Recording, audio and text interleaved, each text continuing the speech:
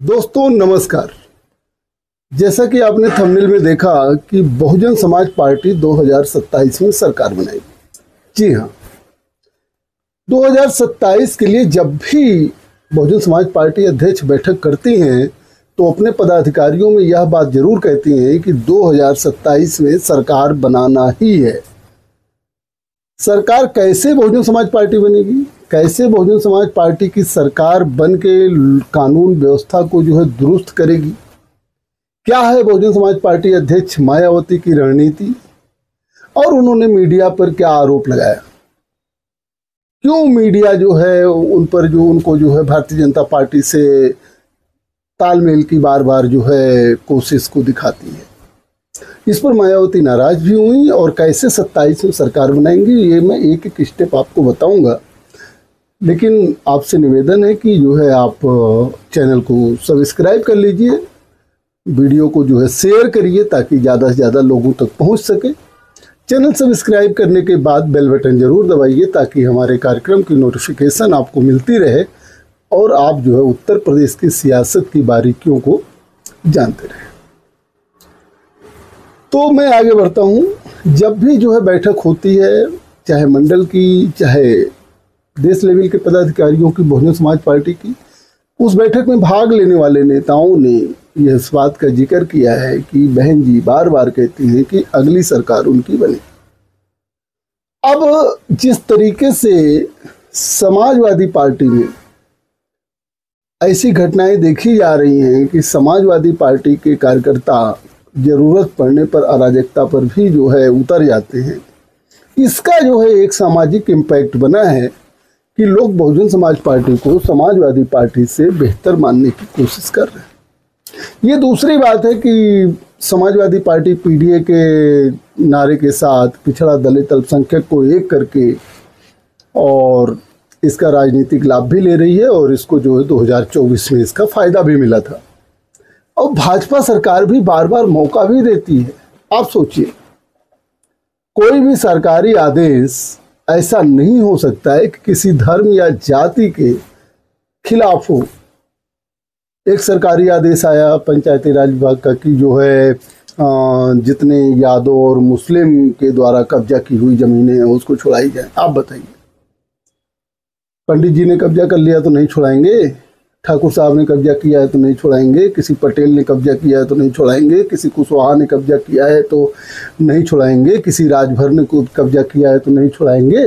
या मतलब इस तरीके की बातें करना कि खाली यादव और मुस्लिम समाज के द्वारा जो कब्जा किया गया है उसको छुड़ाइए, कब्जा मुक्त करिए।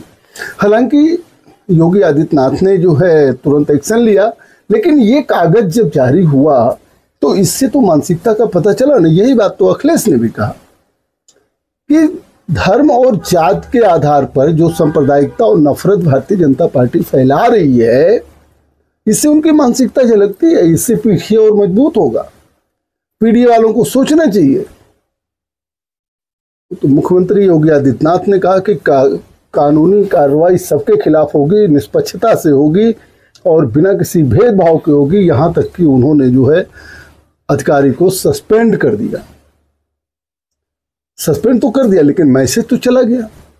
ये मौका समाजवादी पार्टी को भाजपा खुद समय समय पर देती रहती है, जिसकी वजह से क्या कहते हैं कि उत्तर प्रदेश की राजनीति स्टेब्लिश नहीं हो पा रही और मीडिया वो लड़ाई सपा और भाजपा में ही दिखाती है। लेकिन जिस तरीके की घटना घटी, एक मौलाना के ऊपर हमला किया सपा के कार्यकर्ताओं ने, उससे अल्पसंख्यक समाज में थोड़ी सी नाराजगी है कि मौका पड़ने पर सपा के कार्यकर्ता छोड़ेंगे नहीं। अल्पसंख्यक समाज बहुत बड़ी संख्या में वोट करता है। मायावती की नज़र इसी पर है। मायावती की नज़र इसी पर है कि अल्पसंख्यक समाज अगर बहुजन समाज पार्टी की तरफ आता है, अभी मैंने पिछले वीडियो में ही इस बात को बताई थी, तो उत्तर प्रदेश की सियासत दूसरा रुख कर लेगी। नहीं पूरा आएगा, कुछ आएगा। कुल मिला के बहुजन समाज पार्टी ने 2027 के लिए जो प्लान बनाया है, आकाश आनंद को आगे करके। हालांकि मायावती कई बार उत्तर प्रदेश के मुख्यमंत्री रही हैं, लेकिन अब आकाश आनंद की अगुवाई में उत्तर प्रदेश का चुनाव हो। अभी कुछ दिन पहले जो है बहुजन समाज पार्टी ने पिछड़ा और दलित गठबंधन बनाए रखने के लिए एक अभियान चलाया था। उसके तहत जो है बहुजन समाज पार्टी के जो इंचार्ज हैं, जिनको जिम्मेदारी दी गई थी, वे हर विधानसभा में दलित और पिछड़ा सम्मेलन कर रहे थे। अब बहुजन समाज पार्टी का बी प्लान ये है सत्ता पाने के लिए 2027 में कि वो जो है दलित और अल्पसंख्यक गठजोड़ की ओर बढ़े, इस गठजोड़ की ओर बढ़े। और ये गठजोड़ मीडिया जो है बार बार कमजोर करती है। बहुजन समाज पार्टी कोई उपाय करने की कोशिश करती है तो मीडिया तुरंत जो है उसका संबंध भाजपा से बता देती है। इसी पर मायावती नाराज भी हुई। एक चैनल ने जो है अपने थंबनेल पर जो है लगा दिया कि मायावती भाजपा से मिली, मायावती भाजपा से मिली, है ना, कर दिया बड़ा ऐलान, बीजेपी के साथ आ गई मायावती, कर दिया बड़ा ऐलान। तो ये जो थंबनेल लगाया, बल्कि अंदर खबर दूसरी थी, लेकिन थंबनेल जो इन्होंने लगाया उससे लोग थंबनेल देख के ही तो किसी चीज़ को क्लिक करते हैं। हम लोग यूट्यूब चैनल बनाते हैं, थंबनेल ऐसा आकर्षक लगाते हैं कि ताकि जो है अगला अंदर जाए, मैटर चाहे दूसरा रहे। हालांकि यूट्यूब की गाइडलाइन है कि जो थंबनेल में बातें लिखी रही वो अंदर भी होनी चाहिए, लेकिन तमाम लोग ऐसा करते हैं और थंबनेल देख के लोग जो है सोचते हैं कि ये क्या होगा। जहां बसपा जो है प्लान कर रही है कि दलित मुस्लिम गठजोड़ बनाया जाए और मुस्लिम समाज के बड़े नेताओं को जो है पार्टी से जोड़ा जाए, वहीं पर जो है ऐसी बातें करके कि जो है बसपा भाजपा से मिल गई है, बसपा जो है भाजपा, तो इससे एक गलत संदेश जाता है। और अल्पसंख्यक समाज कतई जिस तरीके से आदेश निकाल दिया गया कि अल्पसंख्यक समाज मुस्लिम समाज ने कब्जा किया, उसको हटाइए, बताइए आप, एक जबरदस्ती टारगेट वाली बात हो गई ना धर्म देख के। तो सपा ने इस मौके को भुनाया और उसने जो है बोला। हालांकि अभी देखिए गाजीपुर में मुख्तार अंसारी का एक लड़का गिरफ्तार हुआ, वो हो सकता है चुनाव लड़ता, उस पर अखिलेश यादव जी बहुत तीखी प्रतिक्रिया नहीं दिए हैं। समाजवादी पार्टी पर यह आरोप लगता है कि जो है मुस्लिम नेताओं की गिरफ्तारी से संबंधित चीज़ों पर बात नहीं होती। लेकिन मायावती ने ये प्लान बनाया है कि जो है अब दलित मुस्लिम गठजोड़ बना करके अपने वोट बैंक को, जैसे दलित और पिछड़ा गठजोड़ बने, ठीक है सारे पिछड़े नहीं आए, कुछ तो आए ना, कुछ लोगों ने सदस्यता लिया, कुछ लोग बसपा में अपनी राजनीति करने की कोशिश कर रहे हैं। उसी तरीके से मुस्लिम और दलित गठजोड़ बनाकर मायावती 2027 फतेह करेंगे। यही नहीं, एक प्लान और है। वो प्लान है कि जब दलित पिछड़ा और दलित मुस्लिम गठबंधन एक होगा, जिससे बहुजन समाज पार्टी उत्तर प्रदेश में मजबूत होगी, तो दलित और अगड़े का भी भाईचारा कमेटियां बनी, पहले भी बनी थी, क्योंकि अगले समाज का जो वोट बैंक है आज की तारीख में वो भारतीय जनता पार्टी का है। लेकिन अगला समाज जो है वो बसपा को वोट देने में हिचकिचाता नहीं है। 2007 में अगले समाज ने बहुजन समाज पार्टी को वोट देकर सरकार भी बने। ये दूसरी बात है कि उसके बाद से लगातार जब भाजपा मजबूत हुई तो अगले समाज के लोग भाजपा में गए, लेकिन बहन जी के प्रति अगले समाज का इंटरेस्ट अब भी है। अगले समाज को बहन जी सम्मान भी देती है। तो ऐसी कंडीशन में जब अगला समाज का और दलित का गठजोड़ बनाने की कोशिश बसपा करेगी, तो ये तीनों का चार हो गए। समाजवादी पार्टी तो पीडीए की बात करती है, लेकिन बहुजन समाज पार्टी सर्जन हिताय सर्जन सुखाय की बात करती है। दलित समाज के नेता तो बहन जी है ही, साथ में पिछड़ा समाज भी जोड़ने का, मुस्लिम समाज भी जोड़ने का, अगले समाज भी जोड़ने की रणनीति मायावती के पास है। और मायावती की बातें इतनी जो है हल्की नहीं होती। मायावती को हल्का जानकर या मायावती को कमजोर समझकर जो गलती समाजवादी पार्टी या इंडिया ब्लॉक करता है, उसका खामियाजा ये भुगतना होगा कि बहन जी ने कहा कि 2027 में सरकार बनाएंगे। बहन जी की सरकार भले ना बन पाए, लेकिन समाजवादी पार्टी लीड गठबंधन जो है सरकार नहीं बना पाए, फिर जो है भारतीय जनता पार्टी रिमेन करेगी। ये बसपा की लंबी चाल है। अभी आकाश आनंद की उम्र ही क्या है? अभी तो मुझे लगता है कि पहला इलेक्शन होगा उनके नेतृत्व में उत्तर प्रदेश का, ठीक है, पुरानी रणनीति, इस बार हराओ, उस बार जीतने के लिए लड़ो, अगली बार सरकार बनाओ। इसीलिए मायावती ने साफ साफ मना कर दिया। उन्होंने एक ट्वीट किया 5 अगस्त को, और अपने ट्वीट में उन्होंने मीडिया पर भी बड़ा असर, और उन्होंने बता दिया कि बहुजन समाज पार्टी ना तो इंडिया गठबंधन के साथ है और ना तो वो जो है भाजपा के साथ है, लेकिन कुछ यूट्यूबर जो है बदनाम करने की कोशिश कर रहे हैं। चलिए मायावती ने क्या ट्वीट किया, मैं उसको अक्षर सा पढ़ के सुनाता हूँ। मायावती ने अपने ट्वीट में लिखा कि जैसा कि सर्वविदित है कि बहुजन समाज पार्टी ना तो बीजेपी के एनडीए गठबंधन के साथ है और ना ही कांग्रेस के इंडिया समूह के साथ है, तथा ना ही अन्य किसी और भी फ्रंट के साथ है, बल्कि इन दोनों व अन्य और किसी भी जातिवादी गठबंधनों से अलग अपनी सर्वजन हिताय व सर्वजन सुखाय के अंबेडकरवादी सिद्धांत व नीति पर चलने वाली पार्टी।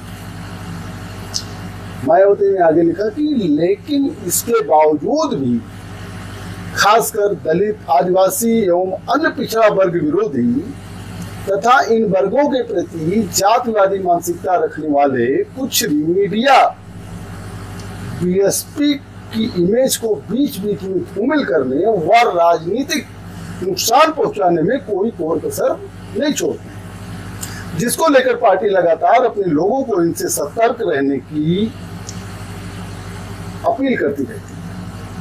इसी क्रम में मायावती ने कहा कि इसी क्रम में हाल ही में एक समाचार चैनल का उन्होंने नाम लिया, अपने YouTube चैनल में बीजेपी के साथ आ गई मायावती, कर दिया बड़ा ऐलान, ऐसी हेडिंग लगाई। इस शीर्षक से गलत, तथ्यहीन व विषैली खबर फैलाई गई, जबकि उसके भीतर में न्यूज कुछ और थी। उन्होंने देखा होगा कि थंबनेल तो ये था कि बीजेपी के साथ आ गई मायावती, कर दिया बड़ा ऐलान, लेकिन अंदर खबर कुछ और। इस प्रकार से उस समाचार चैनल का नाम लिया है और कहा है कि पार्टी के इमेज को खास करके चुनाव के पूर्व इस प्रकार का आघात पहुंचाने का जो ये घिनौना प्रयास किया गया है, उसकी जितनी भी निंदा व भर्त्सना की जाए वह कम है। चैनल को इसके लिए माफी जरूर मांगनी चाहिए। मायावती ने मांग किया है उस चैनल का नाम लेकर के उसको माफी जरूर मांगना चाहिए। मैं चैनल का नाम लेना नहीं चाहता अपने चैनल पर। इस प्रकार से साथ ही पार्टी के लोगों से यह विशेष आग्रह है वे राजनीतिक षड्यंत्र के तहत मीडिया के इस प्रकार के घिनौने हथकंडों से हमेशा जरूर सावधान रहें और किसी के भी बहकावे में ना आए, क्योंकि जातिवादी तत्व अपने अम्बेडकरवादी कारवां को कमजोर करने के घिनौने षड्यंत्र में हमेशा किसी न किसी रूप में लगे रहे। मायावती को ऐसा क्यों कहना पड़ा?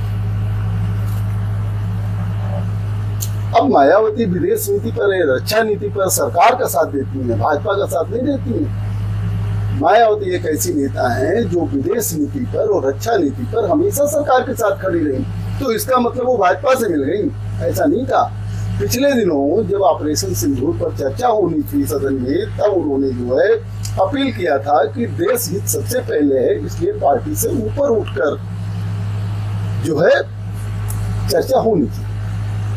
इसमें क्या गलत कहा था? अब इसमें भाजपा के साथ हो गई, भाजपा को समर्थन कर दिया। ये मीडिया क्यों कहती है? ये इसीलिए कहती है कि ताकि अल्पसंख्यक समाज वो बसपा से ना जुड़ पाए, क्योंकि अल्पसंख्यक समाज भाजपा को वोट क्यों दे? भाजपा ने क्या किया उसके लिए? मुहर्रम को डिस्टर्ब करने की कोशिश की, तो ईद बकरीद पर तमाम तरह की पाबंदियां लगा दी, तो पता लगा कि अब आदेश निकाल दिया कि धार्मिक रूप से पहचान के जो उन्होंने कब्जा किया उसको हटवाइए। मतलब इस तरीके से जो सामाजिक तौहीन की जाती है एक खास वर्ग की, तो वो वर्ग भाजपा को क्यों वोट देगा?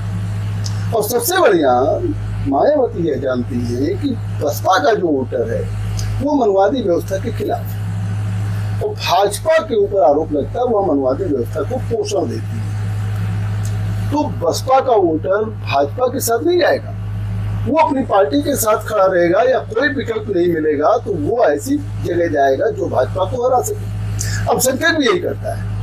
लेकिन जब अल्पसंख्यक समाज को समाजवादी पार्टी में इज्जत नहीं मिलेगी तो उसके लिए तो बसपा एक अच्छी पार्टी है, लेकिन मीडिया यही काम करती है कि भाजपा के साथ उसका जो है तालमेल दिखा देती है, जबकि तथ्यहीन बातें हैं। बसपा का वोट बैंक भाजपा को खुद नहीं पसंद करता है, बसपा कैसे भाजपा के साथ जा सकती है? एक बार सपा के साथ जाने की बात हो, एक बार कांग्रेस के साथ जाने की बात हो, एक बार अन्य दलों के साथ जाने की बात हो तो समझ में, लेकिन मीडिया बहुजन समाज पार्टी को बदनाम करने में कोई कसर नहीं छोड़ती है, जिसकी तरफ मायावती ने इशारा किया है। तो 2027 के लिए बसपा ने जो रणनीति बनाई है उसके तहत पहले तो जो है दलित पिछड़ा गठबंधन, फिर दलित अल्पसंख्यक गठबंधन, उसके बाद दलित और अगला गठबंधन। इन चारों के कॉम्बिनेशन से बहुजन समाज पार्टी को यह भरोसा है कि 2027 में वह इतनी सीटें जीतेगी कि बिना बसपा के किसी की सरकार नहीं बन पाएगी। हालांकि अभी राजनीति में बहुत कुछ बदलना बाकी है, बहुत कुछ बदलना बाकी है। आगे मैं आपको फिर अपडेट करूंगा। उत्तर प्रदेश की सियासत में हर पल की जानकारी दूंगा, क्या डेवलप हो रहा है, और देखते रहिए आप एमटी टॉक से। बहुत बहुत धन्यवाद, बहुत बहुत धन्यवाद।